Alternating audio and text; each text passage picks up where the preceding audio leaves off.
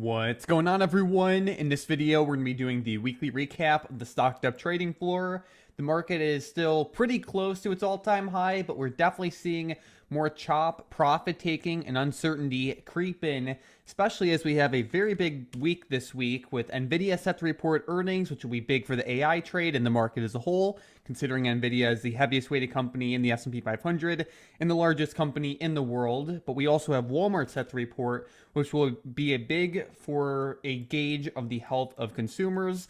More on this in the main channel video. So definitely check that out. But besides that, let's get right into this week's recap.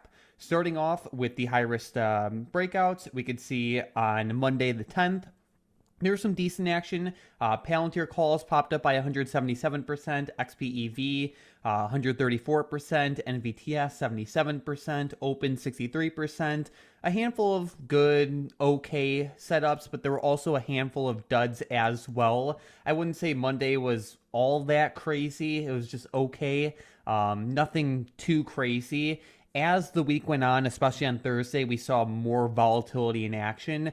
But I would say, with everything being said, this week wasn't that crazy. Just the volatility was a little bit mixed, and we definitely did see an increase in just chop in general.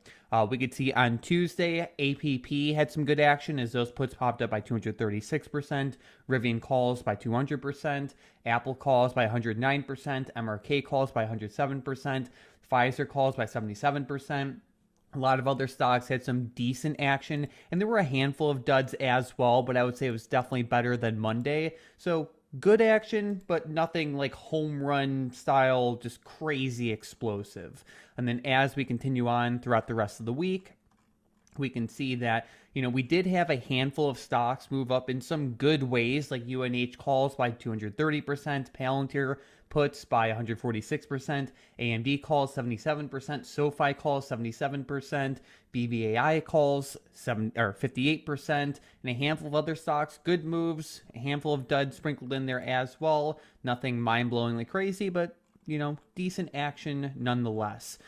Thursday was the best day of the week. As we can see here, there was a whole lot of volatility that came into play, which is great. This is what offers the opportunity. We had SoFi puts move up by 438%. That was beautiful. Hood puts 343%. Tesla puts 278%.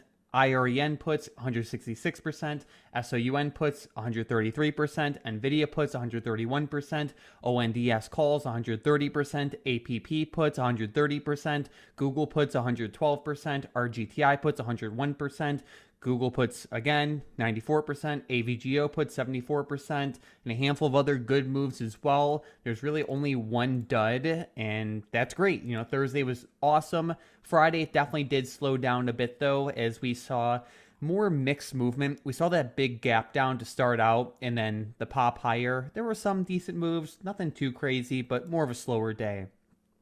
As we can see with the pullbacks, these moves tend to be as not as crazy as breakouts because the best stocks don't pull back. The best breakouts don't pull back. But what's nice with pullback style setups is that even though you won't see usually moves that are as big as the breakouts, they tend to be slower, smoother, and a bit easier to trade.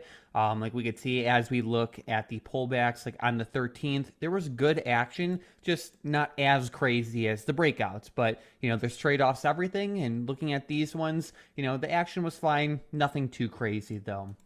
And then looking at the theta trades, 4 out of the 5 trades immediately expired for max profit, which is great. If you don't know how shorting put options works, definitely consider at least looking into it.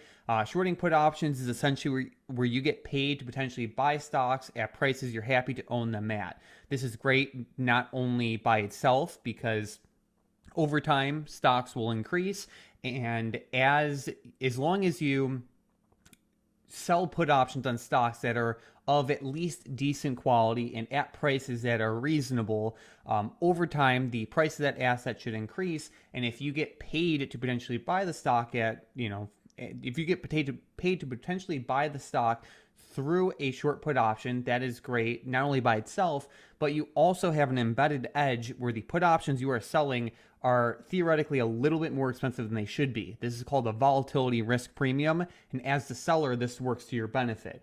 Selling put options is something that might seem a little bit complicated at first. It's also called writing put options, shorting put options, cash secured put options. They're all like the same thing. If you need help with this, feel free to reach out to Tom, Hunter, Mason, or myself in SM chat, and we'll make sure you're taken care of.